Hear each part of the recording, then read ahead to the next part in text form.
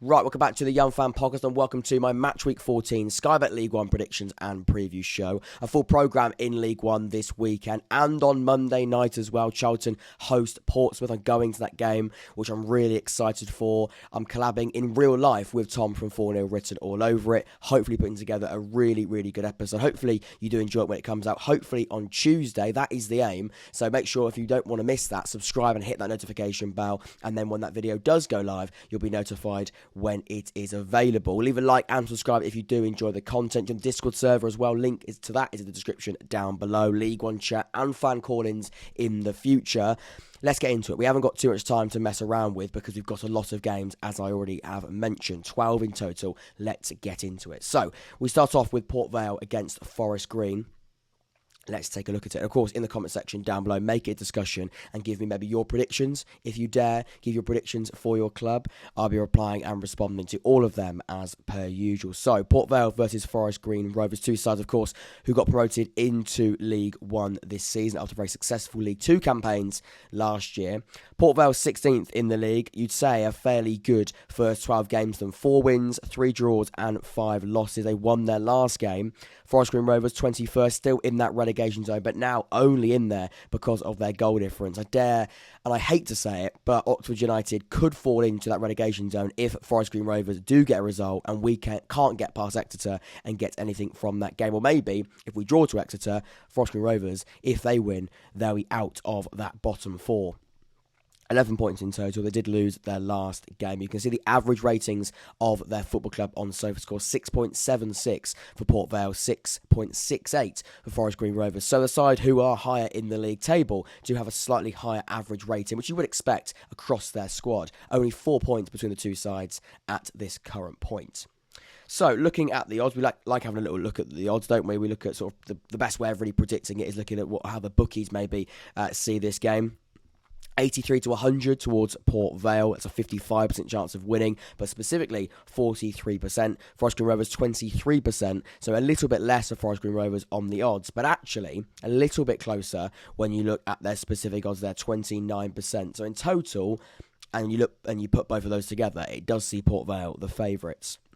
Having a little look at those recent results, Port Vale off the back of a very, very good win. I'd say a brilliant win at Pride Park against Derby County. They're going to have the confidence. Forest Green, not so much. A pretty heavy defeat to Peterborough United on the road. So both football clubs on the road in their last game. And, to be honest with you, Port Vale, they're going to be really high on momentum and you would say confidence across that squad because going to Derby County, not many sides will get a result and they did it in really good style. They were with an extra man, but you'd say in that match, Derby County, they did have quite strong words to say about the referee and maybe they were, the referee did give more decisions towards Port Vale in the decisive moments, the penalty or a couple of penalties in that one. But generally, referee or not, they played well and they made Derby, clearly look fairly average. And they come away with an exceptional win there. So when predicting this game, it's tough. Port Vale being the home side does give them that advantage as well. I think Port Vale will win this game. And I'm going to go with a 2-0 Port Vale win. Fairly comfortable, fairly decisive. I'm going to go Port Vale 2, Forest Green Rovers 0. Right then, let's move over to the next one. Where shall we head next? Let's go to Derby County. Well, not literally to Derby County. Let's go to Accrington, who are hosting Derby County. But we spoke about referees, spoke about how they probably weren't swaying towards Paul Warren's side in their last game at Pride Park.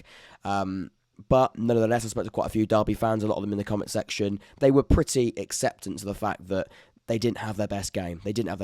Maybe some decisions didn't go towards them, but they weren't certainly at the level that is required to win games of football in League One.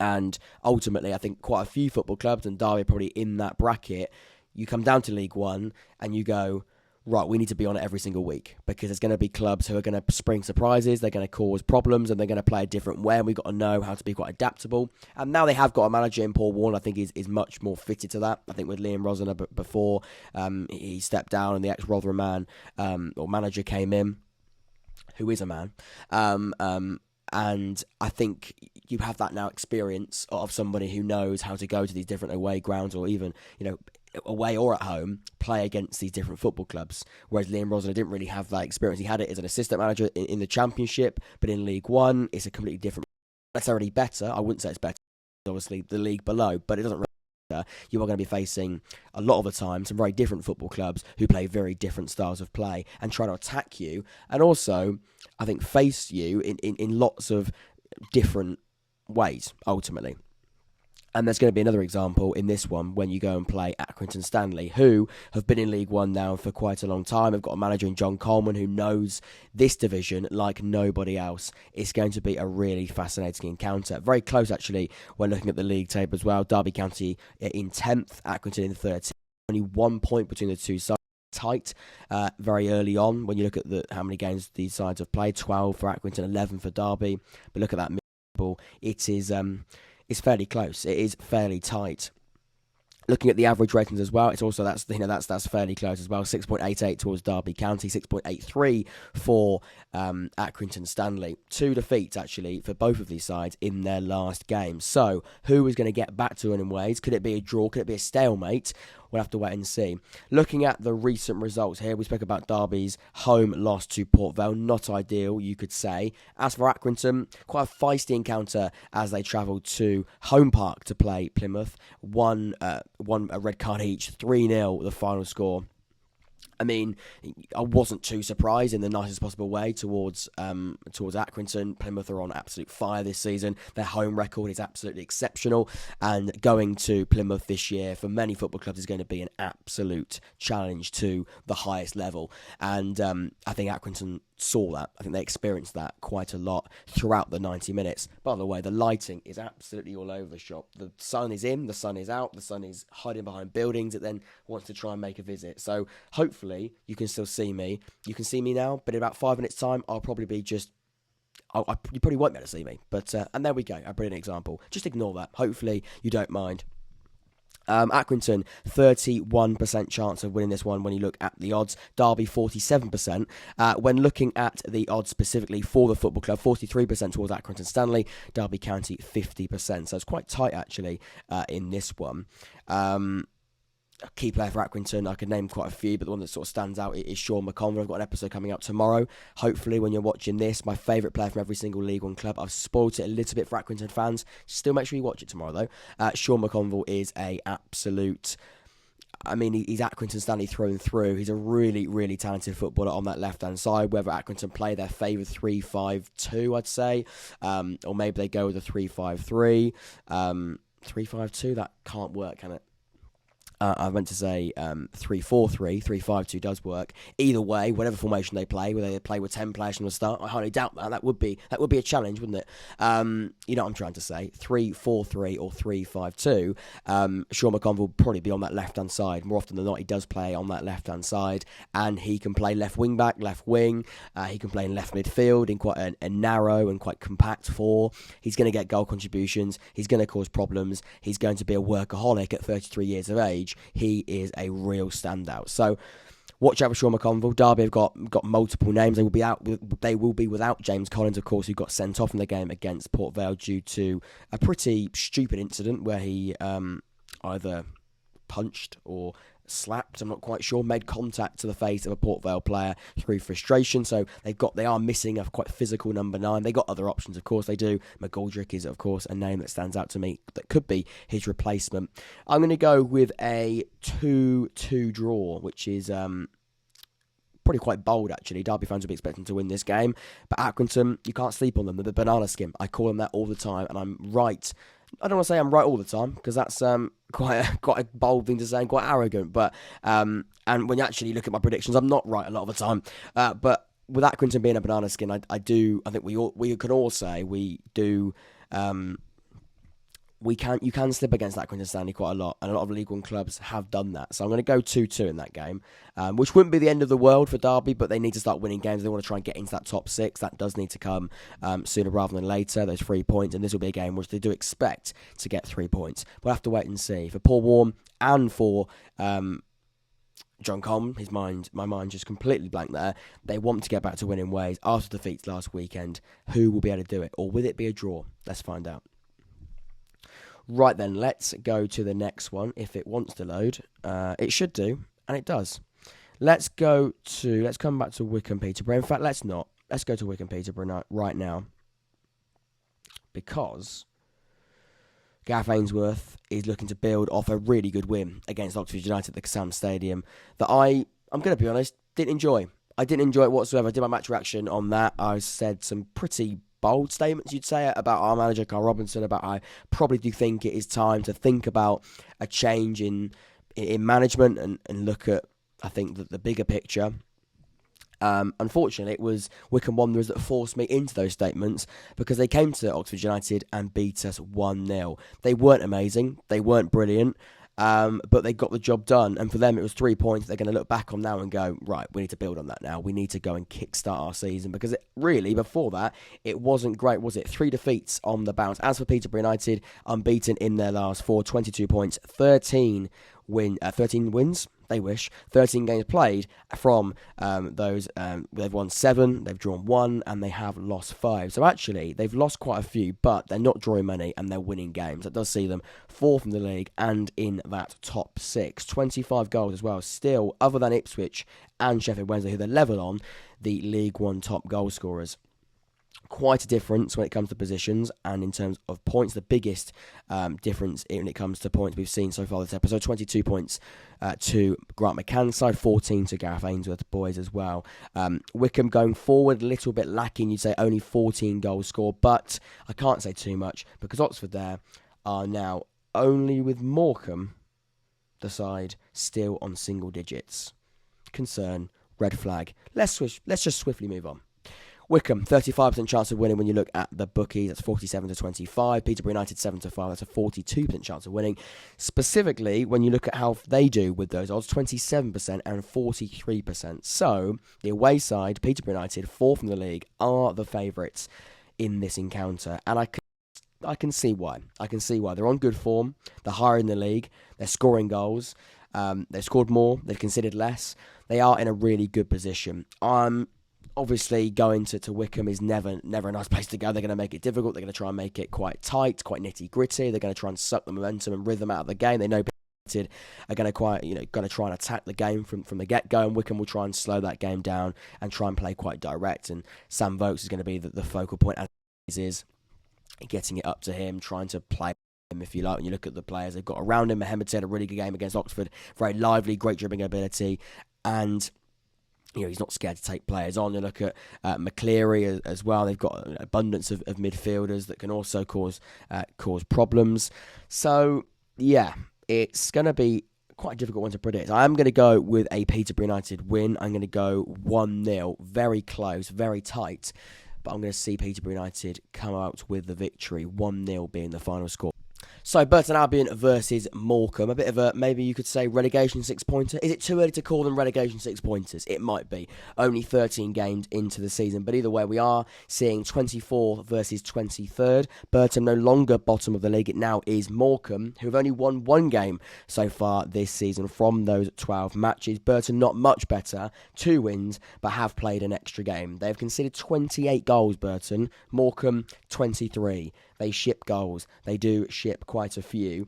Morecambe haven't scored as many, though. That's been their downfall. Cole Stockton, I mention it all the time. When I look at Morecambe, and when I see the problems at Morecambe, it does always come back to the fact that they're not scoring goals. Who scored the goals last season? It was Cole Stockton. He is not firing this year, and that, for me, is their downfall. They either need to get Cole Stockton firing, or, if you can't find someone in that squad that is going to score, if it isn't Stockton, then January, it has to be go and try and find a centre forward. I know even we're thinking about January, we probably shouldn't be, and you've got to get from October to January without being, I don't want to say already relegated, but in a position where you've got to still try and climb your way out of the problem. But conceding is a huge worry. And scoring only 9 is also not much better. And Burton can expose Morecambe the fact that they have scored 15 goals, which is 6 goals more. It's very close when you look at the points tally. 7 points for Morecambe, 8 points for Burton. When you look at the actual individual stats and you look at the average ratings, Morecambe, who of course are a place below their opposition, Burton, actually have got a better average rating. But Morecambe have lost 3 games on the bounce. Burton winless in their last 2. But before that, 1-2 from their sort of, I want to say, group of 3, bunch of 3 before the last 3. Does that make sense? It should do. Morecambe, 20% chance of winning, 22%. So it does actually see Burton the favourites. If they have 20%. We haven't got Burton's odds there, but it would see Burton being the bookies' favourites. I'm going to go with the Burton win as well. I think it would not be good for Morecambe. It would put them in a real sense of worry, you'd imagine. I'm going to go Burton to win this game. I'm going to go 2-1. 2-1. I think Victor Adebayo, the striker for Albion, is going to be the key man in this one. He's got a hatch against Forest Green recently in another relegation 6-pointer, he'd argue. I'm going to stop calling them now, but ultimately, it's going to be fascinating, and both sides need to know, and they will know, how significant this game will be, and the result of that game will also be pretty significant as well. Let's move over to the next one. Let's go to Shrewsbury, because they are facing... Who have Shrewsbury got? Shrewsbury are facing, of course, it is Fleetwood, away from home. It is at Fleetwood. So, let's have a look at the league table first. For this 3 o'clock kickoff on Saturday, Shrewsbury, 9th in the league. They won their last game, 18 points. A little bit hot and cold, up and down for Shrewsbury at the moment. In those last 5 games, 3 wins and 2 losses, but they've been actually a win, a loss, a win, a loss, and then a win in their last match. Fleetwood, 12th in the league, 3 wins, 7 draws. They are the draw town, aren't they? They're the draw team of League One this year. They're winning the division when it comes to the amount of draws in a campaign. 10 goals conceded, 11 goals scored. So, to be honest, they're not scoring as many as they probably should be, but they're not conceding many either, which is a massive, massive positive. 16 points, only 2 points between the two sides, 9th versus 12th. I think these probably are the clubs that could go on an outside shout for the top 6. That isn't an outside shout. I think they probably would both be extremely happy with that. Definitely top 10. They could sneak into that top 10 with a little bit of a run. Or a little bit of consistency. They are lacking consistency, and if Fleetwood start turning those draws into wins, who knows? They could be in a completely different place. When looking at the odds, 42%. When it comes to Fleetwood, there's a 58% chance of winning. Shrewsbury, 32%, 37% in total. So it does see Cod's Vlogs' Fleetwood the favourites. I'm going to go with a draw, though, which would be very Fleetwood apt at the moment, and I think Fleetwood apt, and Shrewsbury probably would take it away from home. I'm going to go 1-1 between those two sides. 1-1. Because I just feel as though this has got a draw on it, and that probably is because I'm distracted by the fact that Fleetwood are continuing just to draw loads of games in this, across the campaign so far. But I do see a draw in this one, and I'm going to go 1-1. But let me know, with all of these scores in the comment section down below, your predictions, because, there's plenty of different avenues we could take. Let's go then. Let's go to the next game. I believe we're probably halfway through now. We've done both of those on that page. Let's go to... Should we do Exeter versus Oxford now? Should we get that out of the way? Be nice, wouldn't it? Let's do it. Exeter against Oxford United in Sky Bet League One for Oxford. This is a really, really big game of football, as they all are, but this is huge. And for Carson, you feel this is even bigger as well. He is in a lot of trouble. It's not because I titled an episode at the weekend saying I think it probably is time he moves on, or my gut says that it probably is time for him to lose his job. That isn't solely the reason. There's a lot of discomfort, a lot of unsettled fan thoughts across the Oxford United fan base at the moment towards Carl Robinson and his management. For Exeter, I went to watch them against Charlton. I actually thought that the scoreline was quite harsh on them, to be fair. They lost the game 4-2, but Exeter were in the game at 2-1 for quite a long time. It was quite tight at that point. Exeter definitely did cause problems. Stansfield is such a good player. Giovanni Brown also isn't a bad creator and goal scorer. Sam Nombe scored the penalty in that one. Charlton, they did look much better when we look at how they played against Oxford. Charlton did look much more fluid going forward, and across the whole game, of course, only the second 45 did they look quite impressive against us. Across the game, they looked much better. Great game of football, and Charlton came out on top, and Exeter did unfortunately lose. But still, for an indie-promoted side to be 8th in the league at this point is very, very impressive. Oxford, not in a good place. 4 games now without a win. 3 of them being defeats. 11 points. Only not in the relegation zone because of Forest Green's goal difference. It is a lot of It's a problem. It's a big problem, and it's one that Corums and I needs to sort out quickly, or we need to go and bring in somebody else who can sort it out for us. Either way, it's not ideal. Exeter 44%, Oxford 31%. Actually, we're doing worse with those odds. Oxford are not the favourites. We are the underdogs, and Exeter, the home side who got promoted from League 2 into League 1 last season, are pretty, actually, 20% specifically more favourites in this game. That says quite a lot about Oxford and also the success of Exeter so far this season. I'm going to go draw. We could lose the game. We could win the game. Breaking news. But I'm going to go with a draw. I can sense a draw. I'm going to go 1-1 between Exeter and Oxford United in this game. So the next game we're going to be chatting about is MK Dons against Plymouth Argyle. Of course, Plymouth top of the table, 31 points, 4 wins on the bounce now. They are high-flying and looking in very good shape. A comfortable 3-0 win at home against Accrington in their last one. MK Dons, however, really not in a good place. Still in that relegation zone. 3 defeats on the bounce. Lost at home to Bristol Rovers on Tuesday night. That is a big problem. Absolutely big problem. And already, after 12 games, there is a deficit of points between the two sides of 21. That is massive. That shows the difference between Plymouth and how good they are and how MK Dons are really underperforming. And interestingly, this was the game of the final game of the season where MK Dons went to Plymouth. Plymouth needed to get a result to get into that top 6. MK Dons already in those playoff places. MK Dons went to Plymouth and won 5-1. Was it 5-0? Either way, they smashed Plymouth at Home Park, and how the tables have turned. Plymouth did have a good season, but how things look very different now. I mean, you look at that league table just on glance. 22nd in the league for Liam Manning.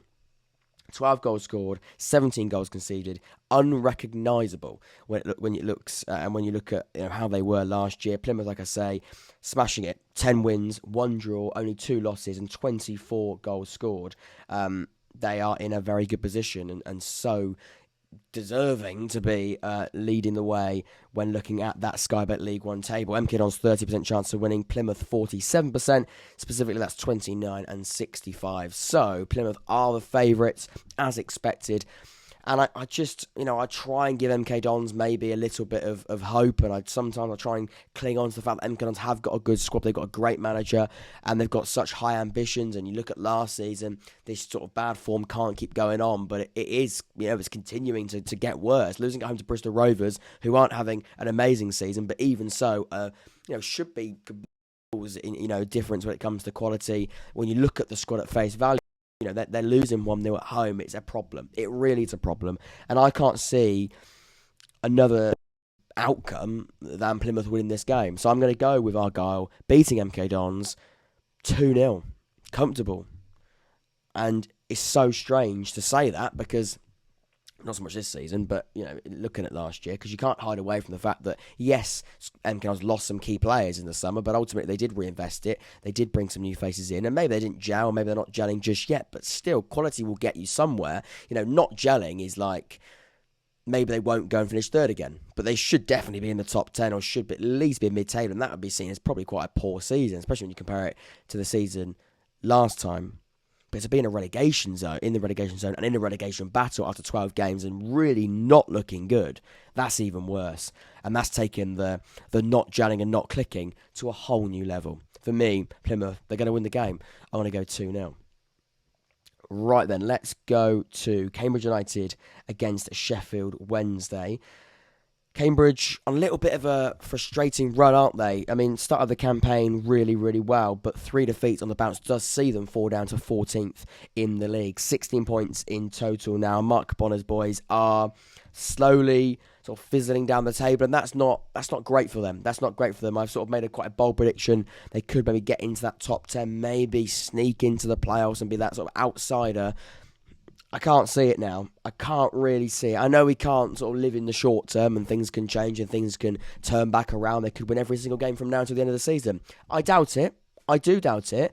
But strange things have happened.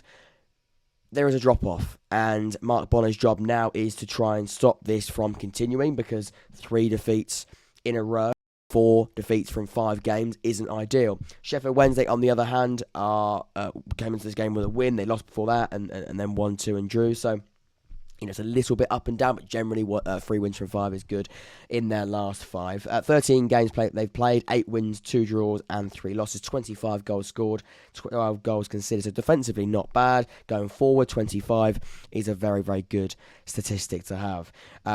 Average player rating 6.9, that's almost 7 for Sheffield Wednesday, so much better, you'd say, all round, and a 10-point gap between the two clubs. Sheffield Wednesday coming into this one with a 3-0 win over Cheltenham. It was convincing, it was comfortable. As for Cambridge United, a really disappointing defeat away to Bristol Rovers. Looking at the odds, 22% for Cambridge United, Sheffield Wednesday 57%, 6% for Cambridge specifically. That's very low. Sheffield Wednesday 50%, so it does see Sheffield Wednesday pretty much heavy favourites, you'd say, in this one. I'm going to go Sheffield Wednesday winning the game. I'm going to go 3-0. 3-0. So Cheltenham versus Bristol Rovers is the next one. Let's have a little look at this league table. Bristol Rovers currently sat in 15th with 15 points. 13 games they've played, 4 wins, 3 draws and 6 defeats. And actually 2 wins on the bounce.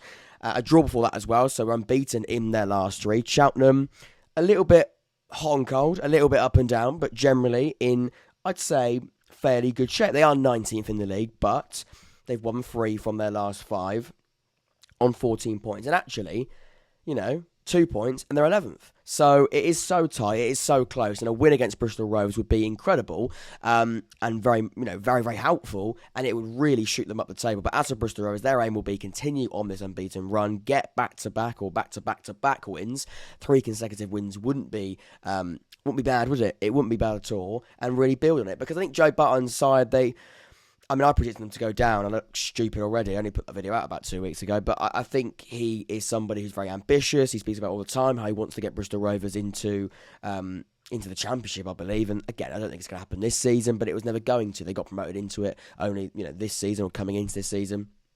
And it's going to be a challenge. We know the importance of a bit of sustainability, a bit of consistency, and unfortunately already the consistency hasn't really been there. They're looking to build on that now, and if they can gain it, then who knows, miracles can happen. I don't think it's a miracle. They're on 15 points, we're only 13 games into the season, but I do think it's slightly unlikely.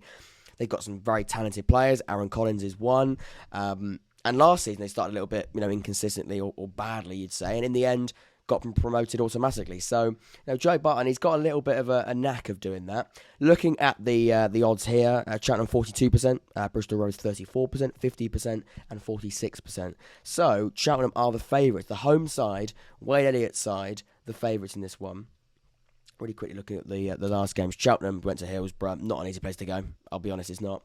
I think we can ask many football fans in saying that going to Sheffield Wednesday isn't too easy. 3-0 they lost that game. As for Bristol Rovers, I spoke about it a second ago, they beat MK Don on a Tuesday night, 1-0. A brilliant smash and grab. Not a great game of football, but a smash and grab win. That they'll take it and quickly run off and take it, hopefully, the confidence for them into this one. I'm going to go with a draw, though, and I'm going to go 1-1. I'm going to sit on the fence. I'm going to sit on a lovely little fence. Point shared between Cheltenham and Bristol Rovers. I just think two sides who are looking to really sort of climb up, and the gap between where they are now and where they want to get to is so close still. And so I think a draw, it probably will be the result, in my eyes anyway. I think Aaron Collins is a really good player to mention for Bristol Rovers, for As a couple, Alfie May would be the obvious one, but then he's injured for quite a few months. I believe ankle injury he's got, so that's a big blow for Fleetwood, and how they're going to try and get around that and try and find a different way of scoring. Of course, Ndulu is a really good option on loan from Southampton, I believe, and they've got Broom, who was wanted by a lot of Championship clubs and League One clubs, and Cheltenham came in and made that deal possible. And he looks to be really, really good. Got a really great winner against Bolton Wanderers recently. So they've got options. Celeb Taylor at the back is an exceptional loanee from West Bromwich Albion. These players, and there's lots of standouts for each of these football clubs. And now going head to head, it's going to be interesting. I'm looking forward to it. 1-1 though, I'm going to go with. So sitting on my fence. Right, the penultimate game then, Ipswich Town against Lincoln City. Kieran McKenna's side looking to go top of the league with a win. Of course, they're going to have to look at Plymouth's score, but not until they stop focusing on their own, because we speak about it all the time. They could go top, but they've got to focus on their result first and foremost, and it won't be easy. It will not be easy against Lincoln City. You look at the league table here, Ipswich, like I said, second, with an aim to try and go at the top, but Lincoln... So Ipswich Town versus Lincoln City is the next game here. So Ipswich Town versus Lincoln City, the next one. Ipswich with a hope to go top of the league after a... So Ipswich Town versus Lincoln City, the next one, second in the league. Kieran McKenna's side, 13 games they've played, 9 wins, 3 draws and only 1 defeat. 3 wins on the bounce, a defeat against Plymouth 3 weeks ago now, might be 2 weeks ago, but certainly 3 games ago, was a little bit of a blow for them. It was a little bit of a blow, but they got back on track. They've won 3 from their last 3, and things are looking much prettier over at Portsmouth Road, and away as well. They went away, that must be mentioned. They could go top if they beat Lincoln City. It won't be easy, A. And B, of course, they've got to look at Plymouth Argyle's score when they've done their job. That's important. Get the job done first. Worry about other clubs second. As for Lincoln City, I spoke to Jake from the Stacey West podcast, and we said when we spoke to him, it's just a bit weird, their season. It's really bizarre. I always want to do these sort of predictions and previews. You probably do notice it. I try and sort of give a little bit of a summary of the recent scores and the recent form, and also just sort of my general consensus of how I feel about that football club at that current time. For Lincoln, it's sort of been quite consistent. I'm still really confused. Really, really confused. They've lost 2. They've won 2. They drew the last game. They're on 14 points. They've won 3. They've drawn 5. They've lost 3. It's really weird. But, and the big but in all of this, is they're going to give it a good go. They're going to give it a really good go. They went to Pompey already this season. They got a draw in that one. They came to Oxford, who, looking at it now, isn't too much of a difficult thing to do. And they won away from home. So, look, they've got the ability to do it. They really, really do. They've got the mentality to do it, certainly. They've gone to Charlton, drew 0-0. They've gone to these grounds, and they've got, Newcastle in the Football League Trophy. I presume that is Newcastle's under 23s. I don't think Eddie Howe's submitting his first team into the Football League Trophy. But they've been to Charlton away. They've got Ipswich now away. They've played Bolton away. These last 3 have been very, very tough, and they've lost that one. They drew against Charlton 0-0, as previously mentioned. So this is going to be tough. Ipswich are heavy favourites, 74% chance of winning, which is probably expected, 67% when you look at them specifically. So the side in second are the favourites. And you can see why. You can. And I'm going to go with an Ipswich win. I'm going to go 3-1, so quite convincing. But Lincoln, they're going to try and cause a problem. They're going to try and make it difficult for them. And Kieran McKenna's going to have to make sure that his side are on it. They've sort of recently been grinding out results and being quite professional in the games when they have to be. Against Portsmouth, of course, they did a really good job of winning that one 3-2 versus, and that wasn't so professional. That was quite... up and down emotion-wise for, I imagine, a lot of Ipswich and Pompey fans. So, yeah, it's going to be intriguing. Finally, then, let's go to Charlton. Let's go to the Valley for about 3 times this season. I've been to the Valley to watch Oxford United 1-1 draw. Went to the Valley on Tuesday, as of recording, so 2 days ago. Watched them beat Exeter 4-2. And I'm going back to the Valley on Monday to watch them go up against Pompey. I am in the away end, so I'm sorry, Charlton fans. That is because I'm doing something with Tom from 4-0 written all over it. I should get a little bit of a loyalty card, shouldn't I, at Charlton? I should get a little bit like a little Oyster card there, because I seem to be there more often than I am actually in my accommodation. But it's going to be a good night, hopefully. Again, I'm a complete neutral, even though I am in the Pompey end. I believe Portsmouth have sold out now their away support and their allocation, which is very... That just shows League One. On a Tuesday night, Pompey fans go to Charlton. I mean, that is very, very impressive. But we know the football clubs and the history of both of these football clubs. Both the best. I'm a complete neutral, but I am in the away, unfortunately. For Charlton fans, you'd argue. But I'm hopefully going to put together a really nice video that's going to be neutral, even though it will be, of course, slightly Pompey because I am in their section. But I will speak to Charlton fans, speak to Pompey fans, speak to, hopefully, Tom from 4-0 written all over it. That's the aim. I definitely will be speaking to Tom. I'll be meeting Tom for the first time, actually. We've done preparations online, speak all the time, we never actually have met in real life. That's going to be something I'm really looking forward to, and hopefully for both of these sides, they put on a good show and make it a good episode. Just not a 0-0. Just not a 0-0.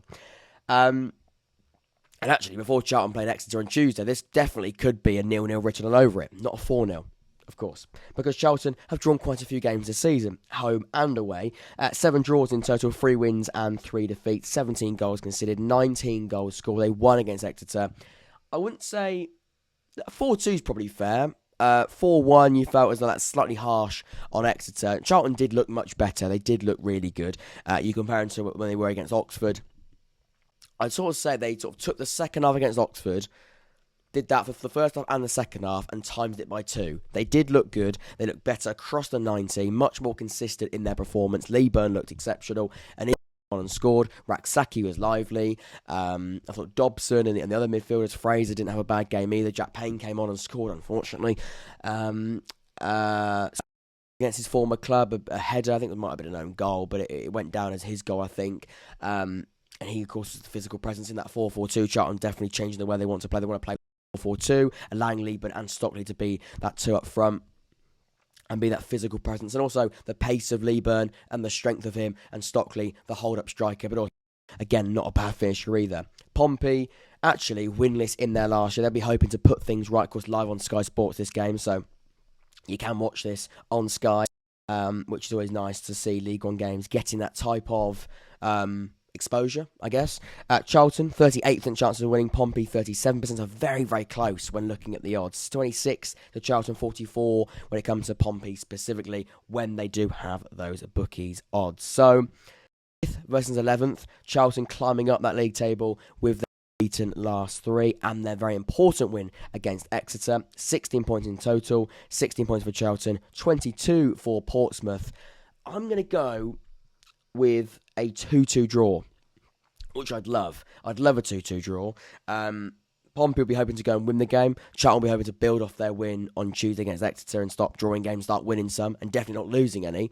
And a 2-2 draw will be exceptional and a really good game of football. I think it will be tight, but I expect goals to be in it. I am going to go 2-2, and this does wrap up my League On predictions for Match Week 14. Hopefully you did enjoy it. Leave a like, subscribe, give me your predictions in the comment section down below. I've been Jack, and this has been the Unfan Podcast. Subscribe, leave a like, and I see you all very soon for a very big weekend and start. We've got lots of content, some really exciting content, not just roundups, not just match reactions, not just match day experience fun. We've also got other bits as well. I've got a really exciting podcast as well coming soon. So busy. I'm loving it, and you're loving it, hopefully, as well. Show support. You're amazing people. I love you all, and we'll speak very, very soon. Take care.